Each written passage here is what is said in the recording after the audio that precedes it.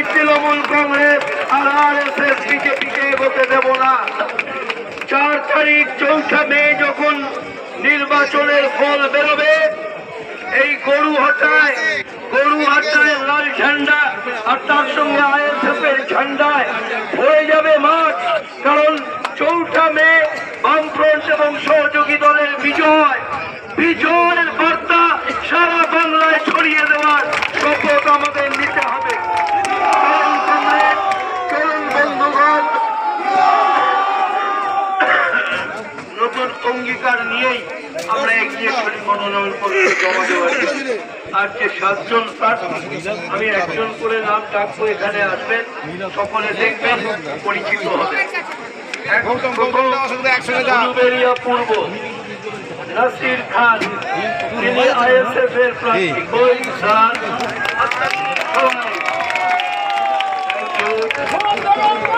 দ্বিতীয় প্রার্থী কমরেড ভাস্কর রায়, বাতলার, CPIM বামফ্রন্ট।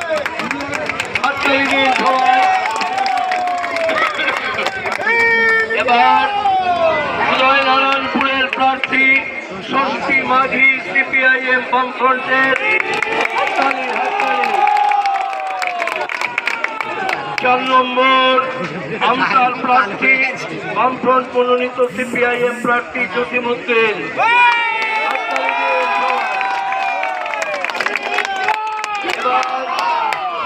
উলুবেড়িয়া দক্ষিণ বামফ্রন্ট মনোনীত অল ইন্ডিয়া ফরওয়ার্ড ব্লকের প্রার্থী কমরেড আমিরুল ইসলাম সামনে থাকবে।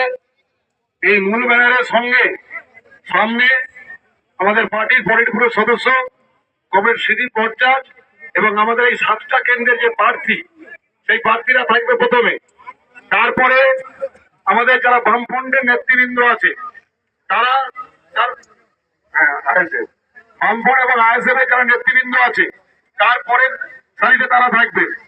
তারপরে আমরা যারা আছি, যারা আমরা ST কমরেডরা, তারা আমরা এনার নিয়ে তারপরে আমরা থাকবো। কারণ রুটটা খুব ছোট, মাথায় রাখতে হবে, রুটটা খুব ছোট, কিন্তু সুসজ্জিত ভাবে আমাদের যেতে হবে। ঠিক আছে, এই রুটের বাইরে কেউ সামনে